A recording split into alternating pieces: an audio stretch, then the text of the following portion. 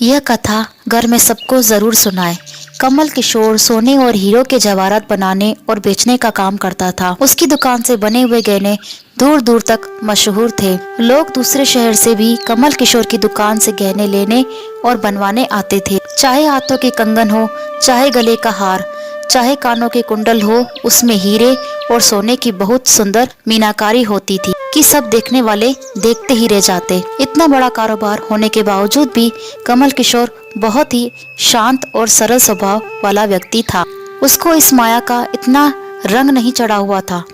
एक दिन उसका कोई मित्र उसकी दुकान पर आया, जो कि अपने पत्नी सहित वृंदावन धाम से होकर वापस आ रहा था। तो उस मित्र ने सोचा कि चलो थोड़ा सा प्रसाद अपने मित्र कमल किशोर को भी देता चलूं। उसकी दुकान पर जब वह पहुंचा, तब कमल किशोर का एक कारीगर एक सोने और हीरे जड़ित बहुत सुंदर हार बनाकर कमल किशोर को देने के लिए आया था। कमल किशोर उस हार को देख ही रहा था कि उसका मित्र उसकी दुकान पर पहुंचा। कमल किशोर का मित्र अपने साथ वृंदावन से एक बहुत सुंदर लड्डू गोपाल, जिसका स्वरूप अत्यंत मनमोहक था, साथ लेकर आया था। जब उसका मित्र दुकान पर बैठा तो उसकी गोद में लड्डू गोपाल जी विराजमान थे। कमल किशोर लड्डू गोपाल जी के मनमोहक रूप सौंदर्य को देखकर अत्यंत आनंदित हुआ। उसने अपने हाथ में पकड़ा हुआ हार उस लड्डू गोपाल के गले में पहना दिया और अपने मित्र को कहने लगा कि देखो तो सही, इस हार की शोभा लड्डू गोपाल के गले में पड़ने से कितनी बढ़ गई है। उसका मित्र और कमल किशोर आपस में बातें करने लगे। बातों बातों में ही उसका मित्र लड्डू गोपाल को हार सहित लेकर चला गया। दोनों को ही पता न चला कि हार लड्डू गोपाल के गले में ही पड़ा रह गया है। कमल किशोर का मित्र अपनी पत्नी सहित एक टैक्सी में सवार होकर अपने घर को रवाना हो गया। जब वह टैक्सी से उतरते तो वो भूलवश लड्डू गोपाल जी उसी टैक्सी में रह गए।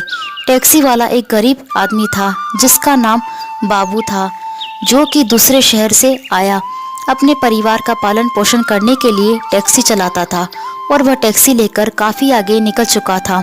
आज उसको अपने घर वापस जाना था, जो कि दूसरे शहर में था।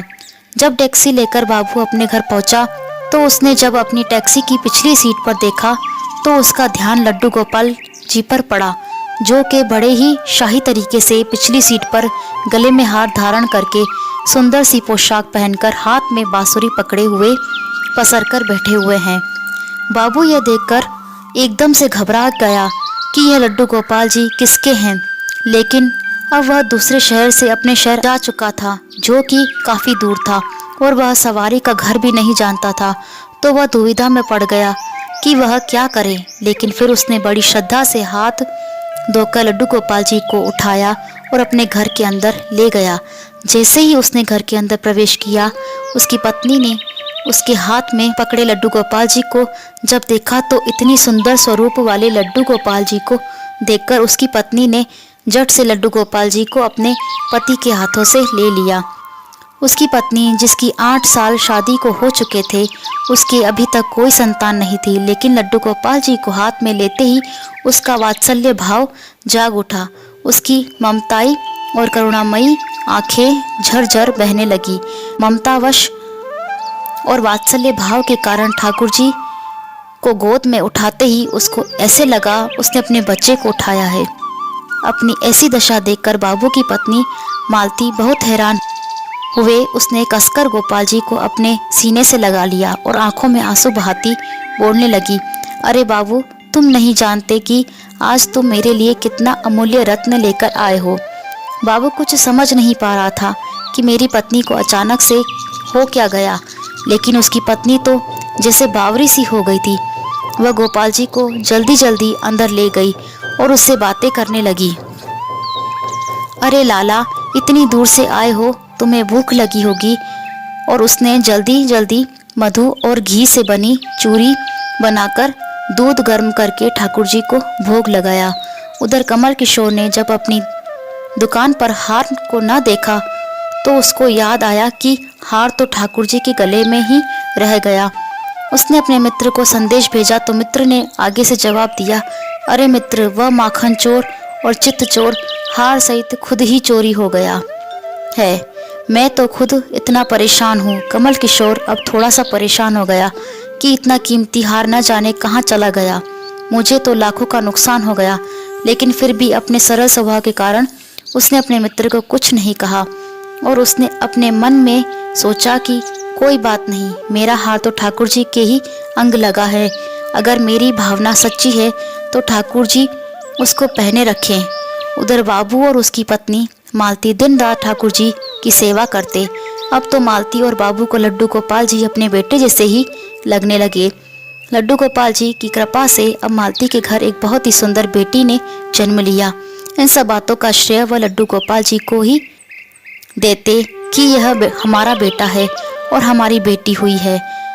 अब हमारा परिवार पूरा हो गया। मालती लड्डू गोपाल जी को इतना स्नेह करती थी कि रात को उठ उठ कर देखने जाती कि लड्डू गोपाल जी को कोई कष्ट तो नहीं है। ऐसे ही एक दिन कमल किशोर को व्यापार के सिलसिले में दूसरे शहर जाना पड़ा जहाँ पर बाबू रहता था। लेकिन दुर्भाग्यवश जब वो उस शहर में पहुंचा तो अचानक से इतनी बारिश शुरू हो गई कि कमल किशोर को जहाँ पहुंचना था वहाँ पहुंच ना सका।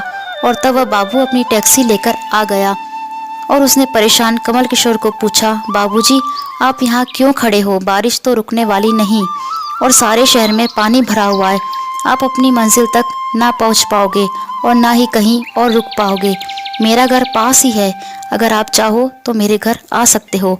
कमल किशोर, जिसके पास सोने और हीरे के काफ़ी गहने थे, वह अनजान टैक्सी वाले के साथ जाने के लिए थोड़ा सा घबरा रहा था, लेकिन उसके पास और कोई चारा भी नहीं था और वह बाबू के साथ उसके साथ टैक्सी में बैठकर चला गया।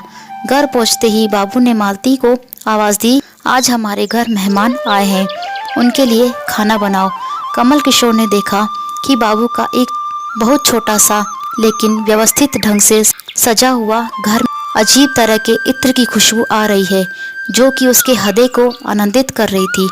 जब मालती ने उनको भोजन परोसा तो कमल किशोर को उनमें अमृत जैसा स्वाद आया।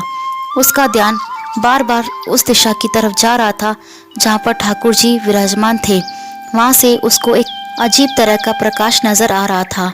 तो हार कर कमल किशोर ने बाबू को पूछा कि अगर आपको कोई एतराज़ ना हो तो क्या आप बता सकते हो कि उस दिशा में क्या रखा है? मेरा ध्यान उसकी तरफ आकर्षित हो रहा है। तो बाबू और मालती ने एक दूसरे की तरफ मुस्कुराते हुए कहा कि वहाँ पर तो हमारे घर के सबसे अहम सदस्य लड्डू गोपाल जी विराजमान हैं। तो कमल किशोर ने कहा, क्या मैं उनके दर्शन कर सकता हूँ? तो मालती उनको उस कोने में ले गई जहाँ पर लड्डू गोपाल जी विराजमान थे।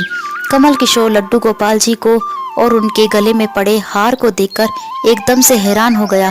वह तो वही लड्डू गोपाल है और वह वही हार है जो मैंने अपने मित्र के लड्डू गोपाल जी को डाला था। कमल किशोर ने बड़ी विनम्रता से पूछा कि यह गोपाल जी तुम कहाँ से लाए? बाबू, जिसके मन में कोई छल कपट नहीं था, उसने कमल किशोर को सारी बात बता दी कि कैसे उसको सौभाग्य से गोपाल जी मिले और उनके हमारे घर आने से हमारा दुर्भाग्य सौभाग्य में बदल गया। तो कमल किशोर ने कहा, क्या तुम जानते हो हार ठाकुर जी के गले में पड़ा है, उसकी कीमत क्या है? तो बाबू और मालती ने बड़ी विनम्रता से हाथ जोड़कर कहा कि जो चीज़ हमारे लड्डू गोपाल जी के अंग लग गई, हम उसका मूल्य नहीं जानना चाहते और हमारे लाला के सामने किसी चीज़, किसी हार का कोई मोल नहीं है। तो कमल किशोर एकदम से चुप हो गया और उसने अपने मन में सोचा कि चलो अच्छा है, मेरा हार ठाकुर जी ने अपने अंग लगाया हुआ है। अगले दिन जब वह चलने को तैयार हुआ और बाबू उनको टैक्सी में लेकर उनकी मंजिल तक पहुंचने गया, जब कमल किशोर टैक्सी से उतरा और जाने लगा तभी बाबू ने उनको आवाज़ लगाई कि ज़रा रुको, यह आपका कोई सामान हमारी टैक्सी में रह गया। लेकिन कमल किशोर ने कहा, मैंने तो वहाँ कुछ भी नहीं रखा। लेकिन बाबू ने कहा कि यह बैग तो आपका ही है। जब कमल किशोर ने उसको खोलकर देखा तो उसमें बहुत सारे पैसे थे। कमल किशोर एकदम से हक्का बक्का रह गया कि यह तो इतने पैसे हैं जितनी की उस हार की कीमत है। उसकी आंखों में आंसू आ गए कि जब तक मैंने निश्चल भाव से ठाकुर जी को वह हार धारण करवाया हुआ था तब तक उन्होंने पहने रखा। मैंने उनको पैसों का सुनाया तो उन्होंने मेरा अभिमान तोड़ने के लिए मुझे पैसे दे दिए।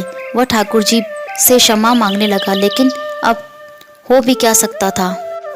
कथा सार, इसलिए हमारे अंदर ऐसे भाव होने चाहिए कि उनमें अहंकार न होकर विनम्रता होनी चाहिए और ठाकुर जी जैसा चाहते हैं वैसा ही होता है। हम तो निमित्त मात्र हैं। कोई ठाकुर जी को वृंदावन से लाया और किसके घर आकर वह विराजमान हुए। यह सब ठाकुर जी की लीला है। जिसके घर रहना है, जिसके घर सेवा लेनी है, यह सभी जानते हैं कि हम लोग तो निमित्त मात्र, बस हमारे भाव शुद्ध होने चाहिए। ठाकुर जी तो बड़े बड़े पकवान नहीं बल्कि भाव से खिलाई छोटी से छोटी चीज को भी ग्रहण कर लेते हैं। कहानी सुनने के लिए धन्यवाद। वीडियो अच्छी लगी हो तो प्लीज लाइक एंड सब्सक्राइब करना न भूलें।